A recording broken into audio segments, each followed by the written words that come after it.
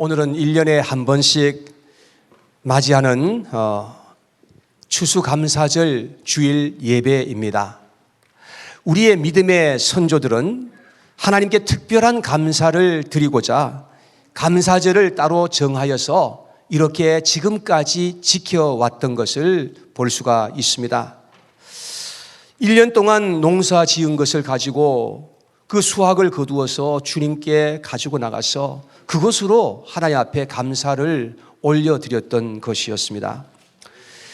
성경에 보면 하나님께서 이스라엘 백성들에게 세 가지의 큰 절기를 주셨던 것을 볼 수 있는데, 첫 번째가 유월절이고 그 다음이 오순절이고 그 다음이 초막절입니다. 근데 유월절은 이 무교절과 초실절과 함께 묶어서 같이 드렸던 거예요. 그러니까 첫째 날은 유월절, 두 번째 날은 무교절, 세 번째 날은 초실절. 근데 초실절은 뭐냐면은 하나님께서 주신 곡식을 추수해서 곡식으로 하나님 앞에 감사하는 절기였던 것을 볼 수 있습니다. 그러니까 첫 번째 하나님께 주셨던 유월절은 그러니까 하나님 앞에 감사하는 절기와 함께 드렸던 거예요. 그 다음 두 번째는 오순절인데요. 이 오순절은 유월절을 시작해서 정확하게 50일째 되는 날이 그것이 이제 오순절이었습니다. 오순절은 무슨 절기인가 하면은 보리와 밀을 추수해서 하나님께 드렸던 감사의 절기였던 것을 볼 수 있어요. 두 번째도 역시 감사의 절기였다. 세 번째는 초막절이었는데요. 이때는 무엇을 했는가 하면은 올리브나 포도를 수확해 가지고 그것을 이제 저장하는 그런 절기였습니다. 그래서 그 수확을 가지고 하나님께 나아가서 그렇게 감사하며 절기를 드렸던 것입니다. 그래서 성경에 보면 초막절을 수장절이라고 그렇게 말하기도 했는데요. 그래서 이 추수한 것들을 땅에 묻는다. 그래서 그것을 수장한다. 그런 의미에서 수장절이라고도 그렇게 나와 있습니다.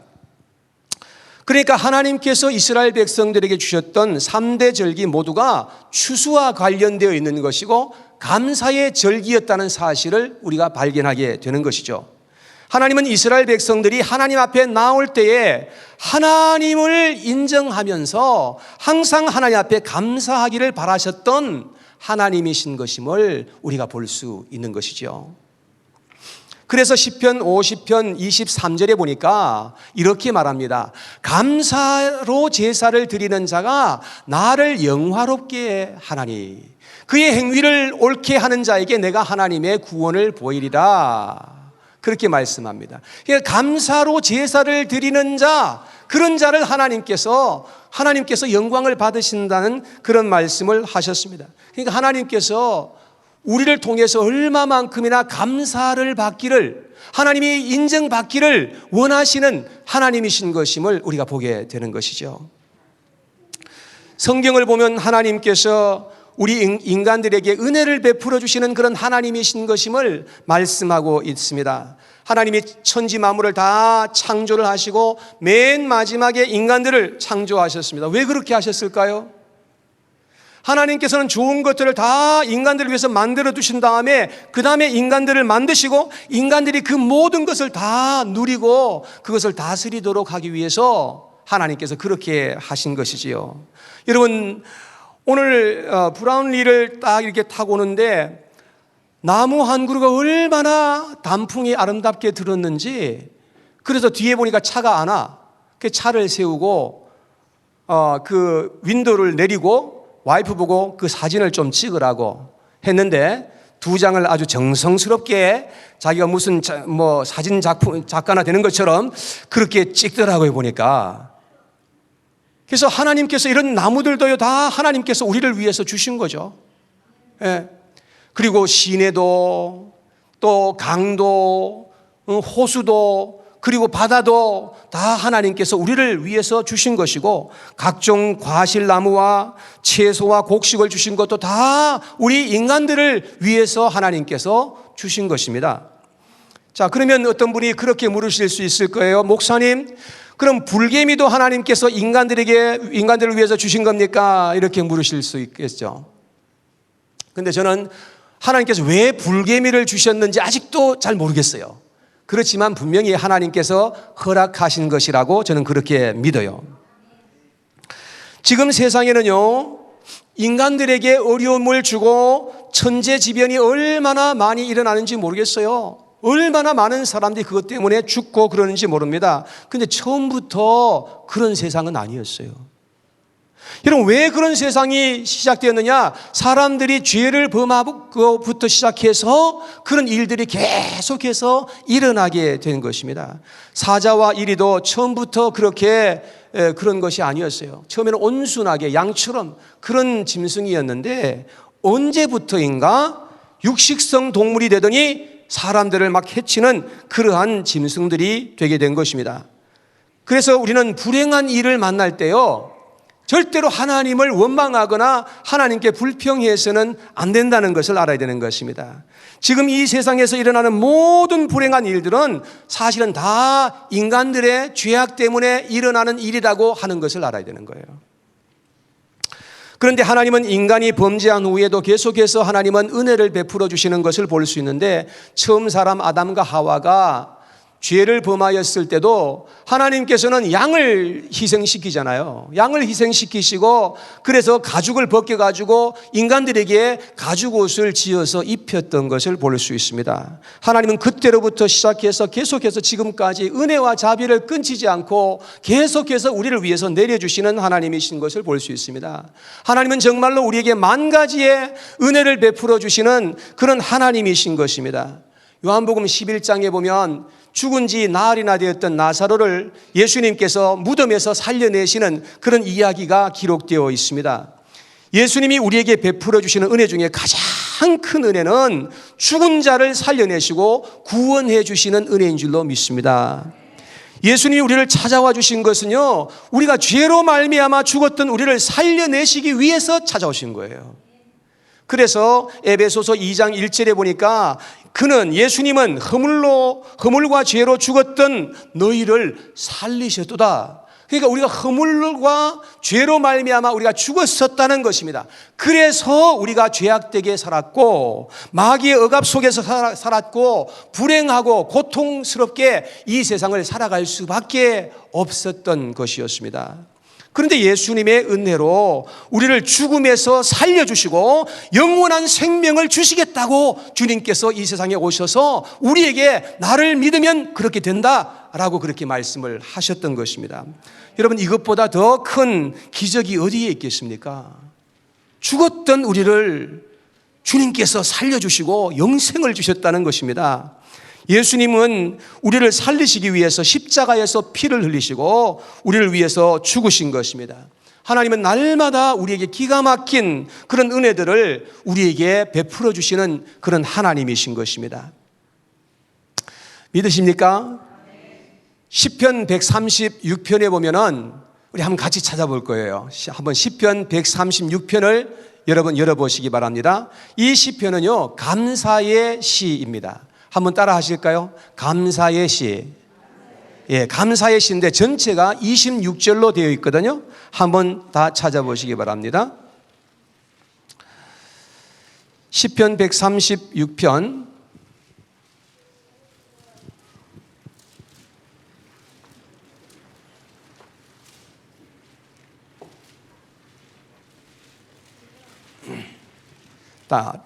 찾으셨으면 136편 1절 말씀해 보세요. 여호와께 감사라. 그는 선하시며 그 인자하심이 영원하미로다. 신들 중에 뛰어난 하나님께 감사라. 그의 인자하심이 영원하미로다. 5절부터 한번 보세요. 지혜로 하늘을 지으신 이에게 감사라. 그 인자하심이 영원하미로다. 땅을 물 위에 펴신 이에게 감사라. 그 인자하심이 영원하미로다. 큰 빛들을 지으신 이에게 감사라. 그 인자하심이 영원하미로다. 해로 낮을 주관하게 하신 이에게 감사라. 그 인자하심이 영원하미로다. 달과 별들로 밤을 주관하게 하신 이에게 감사라. 그 인자하심이 영원하미로다. 자, 23절로 내려가서 우리를 비천한 가운데서도 기억해 주신 이에게 감사하라. 그 인자하심이 영원함이로다. 우리를 우리의 대적에게서 건지신 이에게 감사하라. 그 인자하심이 영원함이로다. 모든 육체에게 먹을 것을 주신 이에게 감사하라. 그 인자하심이 영원함이로다. 하늘의 하나님께 감사하라. 그 인자하심이 영원함이로다. 아멘. 여러분, 우리는 하나님께 감사할 것이 무수히 많다는 그런 뜻입니다. 모든 것이 다 감사할 제목이에요. 그런데 인간의 탐욕된 그 마음 때문에 인간들은 감사의 마음을 잃어버린 것입니다. 그래서 사람들은 감사할 것이 가득한데도 불구하고 불행하게 살고 계속해서 범죄하면서 살아가는 것을 우리가 보게 되는 것입니다. 여러분, 그래서 하나님도 고통하고 계시는 것을 성경은 말씀하고 있습니다. 그렇게 하나님께서 많은 은혜를 우리에게 베풀어 주셔도 은혜를 은혜로 알지 못하고 오히려 하나님께 원망하고 불평하는 그런 인간들의 모습을 보면서 하나님께서 고통하신다. 그렇게 말씀합니다. 그래서 성경은 우리에게 감사할 것을 가르치고 있는 것입니다. 데살로니가 전서 5장 18절 말씀을 한번 같이 읽어봐요. 시작. 범사에 감사하라. 이것이 그리스도 예수 안에서 너희를 향하신 하나님의 뜻이니라. 그랬습니다. 여러분, 하나님의 뜻은 너무나 분명하죠. 하나님께서는 우리가 하나님을 인정해드리고 믿음으로 항상 하나님을 바라보면서 하나님께 감사하는 것을 말씀하고 있습니다. 오늘 본문에 보면은 베다니 동네 나사로의 집에서 잔치가 벌어집니다. 무슨 잔치입니까? 이것은요, 나사로를 죽음에서 살려주신 그 예수님에게 대한 감사의 잔치예요. 그래서 나사로와 마르다와 마리아 이 삼남매는요, 예수님을 초청하고 제자들을 초청해서 이제 특별하게 잔치를 베푸면서 감사를 하고 있는 것을 볼 수 있습니다. 2절과 3절 말씀을 같이 한번 보시면요, 요한복음 오늘 본문으로 다시금 돌아가서 요한복음 12장 2절 3절 말씀을 보세요. 거기서 예수를 위하여 잔치할세. 마르다는 이 일을 하고, 마르다는 이 일을 했다는 것은 지금 음식을 만들고 있었던 것입니다. 나사로는 예수와 함께 앉은 자 중에 있더라. 마리아는 지극히 비싼 향유 곧 순전한 나드 한 근을 가져다가 예수의 발에 붓고 자기 머리털로 그의 발을 닦으니 향유 냄새가 집에 가득하더라. 나사로는 예수님의 말씀을 들으면서 어떤 모양으로든지 그에게 감사를 표시했을 것임에 틀림이 없고요. 마르다는 맛있는 음식을 만들어 가지고 예수님 앞에 감사해야지 하면서 음식을 만들고 있었고요. 마리아는 값비싼 향유를 가지고 와서 예수님의 발에 부어드렸던 것을 볼 수 있습니다. 이 세 사람은 나름대로 감사의 마음을 주님께 표현하였습니다. 그런데 이 세 사람 중에서 마리아의 행위는 예수님의 마음을 기쁘게 해드렸던 것을 볼 수 있습니다. 마리아가 예수님의 발에 부어드렸던 이 향유는요, 가룟 유다에 의하면은 300데나리온쯤 되는 그런 향유였습니다. 여러분, 그 당시에 장정 한 사람이 하루 종일 이제 노동을 해서 받는 그 품삯이 한 데나리온이었습니다. 그렇다면 300데나리온 되는 저 향유는 얼마나 정말 값진 향유였겠습니까? 그런 향유를 예수님의 발에 부어드리고 자기의 긴 머리털을 풀어서 예수님의 그 발을 정성껏 닦아드렸던 마리아였습니다. 누가 보더라도 너무나 유별났던 그런 행동이었습니다. 그래서 가룟 유다가 이 마리아를 막 그냥 책망하였던 것입니다. 책망받아서 마땅한 그러한 행동이 이 마리아의 행동이었는데 예수님은 마리아의 마음을 보신 것입니다.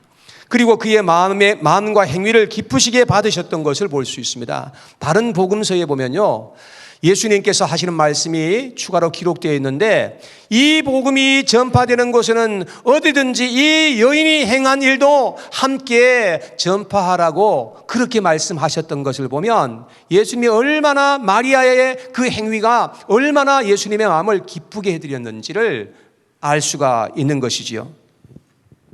우리가 감사를 하나님 앞에 정성껏 표현할 때에 하나님은 큰 기쁨과 영광을 우리를 통해서 받으신다는 것을 알 수가 있습니다. 사랑하는 여러분, 여러분들은 어떻게 예수님께 감사를 표현하시겠습니까? 우리의 표현 방법은 좀 다를 수 있지만 우리가 하나님을 인정해드리고 하나님께서 행하신 그 일들, 나를 위해서 행하신 그 모든 일들을 우리가 생각하면서 감사를 주님 앞에 우리가 표현해드려야 되지 않겠습니까? 이 예배는 하나님을 위한 잔치라고 볼 수가 있습니다. 우리는 예배를 통해서 주님이 우리를 위해서 행하신 구원의 은혜를 기뻐하면서 감사하는 그런 마음을 주님 앞에 드려야 되지 않겠습니까? 그전에도 물론 여러분들 감사했겠죠. 그렇지만 또다시 감사할 수 있고 영원히 감사할 수 있어야 하는 것입니다. 그리고 지금까지 나를 버리지 않으시고 지금까지 나를 떠나지 아니하시고 지켜주신 그 하나님의 그 크신 은혜를 우리는 생각하면서 그분께 감사할 수 있게 되는 것입니다. 내가 지금 이 시간 내 발로 걸어서 이 자리에까지 나와서 하나님 앞에 예배를 드릴 수 있는 이 자체가 하나님 앞에 참으로 큰 은혜가 아닐 수가 없는 것입니다. 그러나 우리가 만 가지의 은혜를 매일처럼 입고 살면서 감사하지 못한다면 우리의 마음은 사막처럼 황량하게 점점 더 그렇게 변화질 것입니다. 감사가 없다는 말은 하나님의 손길을 인정하지 않는다는 그런 의미입니다. 모든 좋은 것을 다 우리가 받으면서도 그것을 당연하게 생각하는 것입니다. 나는 그걸 받을 자격이 있는 사람이야 라고 생각하는 것입니다. 그러니까 아무리 내가 잘 되어도 내가 아무리 좋은 것을 가지고 있어도 절대 하나님 앞에 감사할 수가 없게 되는 것이지요. 감사가 없는 곳에는 항상 불평이 있고 항상 원망만 가득하게 있을 수밖에 없는 것입니다. 우리가 어릴 때만 해도 정말 못 살았습니다. 우리 자녀들은 이런 말 하면 목사님 무슨 말 하나 지금 그렇게 생각할 것입니다. 여러분 우리가 어렸을 적에 보면은요, 영양실조, 이거는 그냥 거의 다 영양실조였다고 보면 돼요. 예. 그리고 동양해서 먹는 사람들이 주변에 가득했어요. 그냥 많은 사람들이 동양해서 그렇게 먹고 살았어요. 그리고 눈깔 사탕 하나 있으면요, 온 동네 아이들이 다 돌려가면 다 먹었어요. 그걸 가지고. 예. 그랬던 적이 있었는데요. 그런데 지금 우리가 생활하는 것을 보면 얼마나 풍요하게 지금 살아가고 있습니까? 그런데도 불구하고 감사의 마음이 혹시 메말라 있지는 않으신지 한번 생각해 보시기를 바랍니다. 저의 삶을 돌아와 볼 때에 감사가 메말라 있을 때는 보면 믿음도 함께 메말라 있었던 것이었고, 그런데 저희 인생에 감사가 풍성할 때는 믿음이 충만할 때가 정말 가장 감사를 풍성하게 드릴 때였던 것임을 알게 되는 것입니다. 여러분, 우리가 믿음의 눈으로 보면 감사하지 못할 것이 하나도 없다는 것을 알게 되는 것입니다. 세상에서 가장 불행한 일을 우리가 만난다 할지라도 하나님은 그것까지도 합력해서 선을 이루게 하실 수 있는 능력의 하나님이신 것임을 우리가 알기에 우리는 그래서 감사할 수가 있게 되는 것입니다. 여러분, 송명희 씨 들어서 잘 알고 계실 거예요. 우리 사진에 보시면 뇌성소아마비로 자기 몸도 가누지 못하는 그런 여성이었는데 매일같이 원망하고 불평하고 그리고 그렇게 살았던 것입니다. 그래서 죽고 싶었던 그런 마음도 많았지만 죽는 것조차도 쉽지 않았던 것을 말하고 있습니다. 그런데 라디오 방송을 듣던 중에 어느 날 하나님의 말씀을 듣습니다. 메시지를 듣는 가운데 거기서 예수님을 만나고요, 완전히 새로운 인생을 살기 시작하는 것입니다. 여러분, 이 자매의 마음속에 하나님의 그 영감이 막 그냥 넘치는 것입니다. 그래서 찬송시를 쓰고요, 책을 쓰고요, 그리고 강연을 하기까지 했던, 그래서 세상 사람들을 깜짝 놀라게 했던 그러한 자매였었습니다. 여러분, 닉 부이치치라는 그런 분도 여러분 들어서 잘 알고 계실 겁니다. 여러분, 이분도 태어날 때부터 양팔도 없고 양다리도 없이 이렇게 태어난 사람입니다. 그래서 너무나 힘든 가운데 살았고요, 그리고 죽고자 했던 적도 많았고요. 그런데 그가 예수님을 만나고 나서 그는 완전히 새로운 인생을 살기 시작했고 하나님을 높이는 삶을 살았고 많은 사람들에게 소망을 주는 그런 인생으로 지금 살아가고 있는 것입니다. 하나님이 못하실 일은 아무것도 없습니다. 여러분, 하나님께서는 돌로도 떡을 만드실 수 있으신 하나님이시고 마른 막대기도 하나님께서 사용하실 수 있는 하나님이신 것입니다. 우리가 하나님을 바로 만나서 그분을 알게 되면 우리의 인생이 새롭게 변하게 되는 것입니다. 그리고 슬픔이 변하여서 기쁨이 되고 원망이 변하여서 감사가 되게 될 것입니다. 그런데 마귀는 감사를 죽여버리려고 하는 것입니다. 예수님은 죽은 지 나흘이나 되었던 그 나사로를 살려내셨는데, 그렇다면 많은 사람들이 예수님께 환호하고 예수님께 와서 감사드리고 예수님을 따르는 자들이 되었어야 마땅한 것입니다. 그런데 사람들은 기적에만 환호하는 것이었습니다. 예수님과 나사로를 보기 위해서 많은 사람들이 몰려왔었습니다. 그리고 대제사장들은 예수님뿐만 아니라 나사로까지 죽이고자 그렇게 모의했던 사실을 볼 수가 있습니다. 얼마나 안타까운 사실입니까? 9절에서 한번 보겠습니다. 9절 말씀해 보니까 유대인의 큰 무리가 예수께서 여기 계신 줄을 알고 오니 이는 예수만 보기 위함이 아니요 죽은 자 가운데서 살리신 나사로도 보려 함이로라. 대제사장들이 나사로까지 죽이려고 모의하니 나사로 때문에 많은 유대인들이 가서 예수를 믿음이라라. 여러분, 마귀들은 사람들이 하나님께 감사하는 것을 너무너무나 싫어합니다. 그래서 사람들의 시선을 자기 명예와 탐욕에 그렇게 돌리도록 그렇게 만들어버리는 것입니다. 그래서 사람들이 감사하는 대신에 시기하고 서로 미워하며 죄 없는 사람들을 이렇게 죽이려고 하는 이러한 사람들의 모습을 우리가 보게 되는 것입니다. 사랑하는 여러분, 그러나 우리는 결코 그러한 인생이 되지 않도록 해야 될 줄로 믿습니다. 우리는 예수님을 우리 가운데 초청해서 잔치를 벌여야 돼요. 잔치를 벌이고 감사하며 찬송하며 살아가는 그런 인생이 되도록 해야 하는 것입니다. 그것이 바로 예배의 삶인 것입니다. 그리고 우리에게 주신 복을 세어보면서 이웃들과 나누는 그런 삶이 되어야 되는 것입니다. 찬송에 보면 그런 찬송이 있잖아요. 주신 복을 세어보아라. 우리가 하나님께서 주신 복이 어떤 것인지를 세어보면 셀 수 없이 많다는 것입니다. 우리가 받은 은혜에 보답하는 인생을 살 때 우리의 인생은 더욱더 꽃피게 만들어 주실 것입니다. 불평의 안경을 쓰고 모든 것을 보면요, 모든 것이 불평스럽고 짜증스럽게 보이게 되었습니다. 그런데 똑같은 것인데 감사의 안경을 쓰고 한번 바라보게 되면 모든 것이 다 감사할 제목으로 그렇게 보이게 되어 있습니다. 여러분, 내가 지금 어떤 안경을 쓰고 세상을 보느냐, 거기에 따라서 모든 것이 달라지게 되는 것입니다. 감사는 하나님을 감동케 하는 것입니다. 그래서 감사할 때 우리의 몸과 환경에 기적이 일어나게 되는 것이죠.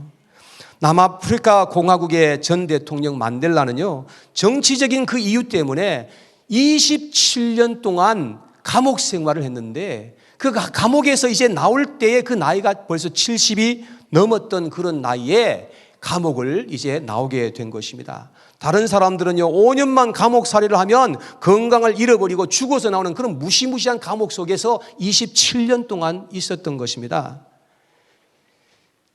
기자들이 물었어요. 도대체 어떻게 그런 무시무시한 감옥에서 27년 동안 살면서 이렇게 건강한 모습으로 나올 수 있었습니까? 라고 그렇게 질문을 했을 때 그의 대답은 너무나 간단했습니다. 난 하나님께 진심으로 감사했습니다. 그것이 그의 대답이었습니다. 그러면서 그는 말하기를 나는 하늘을 보고 감사했고 땅을 보며 감사했습니다. 물을 마시며 감사했고 음식을 먹으며 감사했습니다. 그리고 강제 노동을 할 때도 감사했고 늦은 저녁에 피곤한 몸으로 잠자리에 들 때도 감사했습니다. 이것이 내가 건강하게 추록하게 된 비결입니다 라고 그렇게 말했습니다. 여러분, 그가 추록한 지 얼마 안 되어서 남아공의 대통령이 되지 않습니까? 여러분, 감사하는 인생을 하나님께서는 영화롭게 만들어 주실 줄로 믿습니다. 그러므로 어려운 환경에서도 감사하는 인생을 하나님 반드시 때가 되어 꽃피게 하실 것이고 열매 맺게 하실 줄로 저는 확신합니다. 사랑하는 여러분 모두 예수님 안에서 감사하는 인생을 살아가시기를 바랍니다. 여러분, 감사하는 인생, 그런 인생이 행복한 인생이에요. 그러한 인생이 하나님께서 기뻐 받으시는 그런 인생이에요.